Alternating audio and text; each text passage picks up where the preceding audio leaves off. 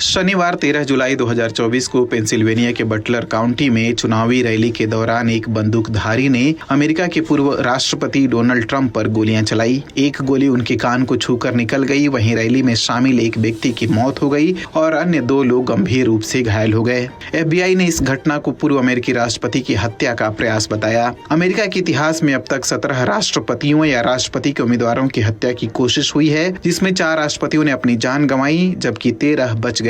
13 जुलाई की घटना 43 वर्षों में किसी अमेरिकी राष्ट्रपति या राष्ट्रपति पद के उम्मीदवार की हत्या का पहला बड़ा प्रयास है। 30 मार्च 1981 को तत्कालीन राष्ट्रपति रोनाल्ड रीगन वाशिंगटन डीसी में एक भाषण के बाद कड़ी सुरक्षा के बीच कार में बैठने जा रहे थे। तभी अचानक भीड़ से निकलकर एक व्यक्ति ने उन पर फायरिंग कर दी। रीगन पर 5 गोलियां दागी गईं और वो बच गए, लेकिन छठी गोली उनके सीने में जा धंसी। हालांकि अस्पताल में इलाज के बाद रीगन की जान बच गई। गोली चलाने वाले जॉन हिंकली को मौके पर ही पकड़ लिया गया। कोर्ट में ये साबित हो गया कि आरोपी मानसिक रूप से बीमार था। कोर्ट ने उसे मेंटल हॉस्पिटल भेज दिया, जहां वो 35 सालों तक रहा। उसे 2016 में रिहा कर दिया गया। रीगन पर गोली चलाने के 41 साल बाद जून 2022 में कोर्ट ने हिंकली को बरी कर दिया। अब तक अमेरिकी राष्ट्रपतियों पर हुए बड़े हमलों पर एक नजर डालते हैं। Abraham Lincoln 1865।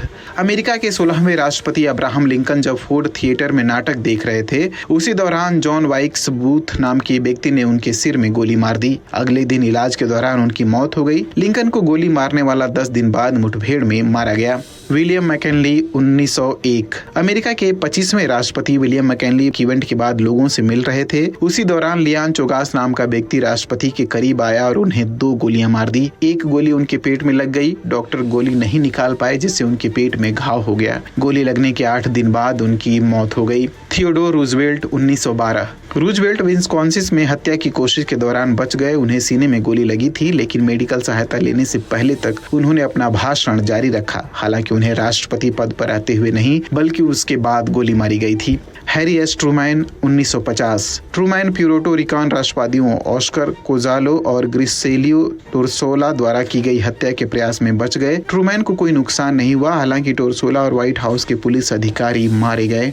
John Kennedy 1963। Texas के डलास में कैनेडी ओपन लिमोजिन में रैली स्थल की ओर बढ़ रहे थे। उसी दौरान भीड़ के बीच से 2 गोलियां चली। एक गोली उनके सिर में और दूसरी उनकी गर्दन में लगी। मौके पर ही उनकी मौत हो गई। कैनेडी पर गोली चलाने के आरोप में सेना से निकाले गए एक पूर्व सैनिक ओसवाल्ड को गिरफ्तार किया गया। 13 जुलाई 2024 की घटना के बाद ये कहा जाने लगा है कि अमेरिका की राजनीति में कई दशक से बनी देश की सुरक्षा का भ्रम टूट गया है, क्योंकि 1981 में डोनाल्ड रीगन की हत्या की कोशिश की घटना के बाद अमेरिका में किसी राष्ट्रपति या राष्ट्रपति पद के उम्मीदवार के खिलाफ हिंसा की ऐसी वारदात नहीं हुई। ट्रंप पर जानलेवा हमला करने वाले 20 वर्षीय थॉमस मैथ्यू क्रुक्स के बारे में FBI का कहना है कि उसका कोई आपराधिक इतिहास नहीं था। शूटिंग में इस्तेमाल बंदूक भी उसने वैध तरीके से खरीदी थी। हमलावर स्थानीय नर्सिंग होम के किचन में काम करता था। हमले के बाद सुरक्षा एजेंसियों ने मौके पर ही उसे मार गिराया था। इस घटनाक्रम के बाद अमेरिकी राष्ट्रपति जो बाइडेन ने कहा कि अमेरिका में हिंसा की कोई जगह नहीं है। वहीं इस हमले के बाद ट्रंप ने कहा कि ऐसे समय में ये अधिक महत्वपूर्ण है कि हम एकजुट रहें और अमेरिकियों के तौर पर अपना मूल चरित्र बनाए रखें। हम मजबूत और दृढ़ संकल्पित बने रहें और बुराई को न जीतने दें।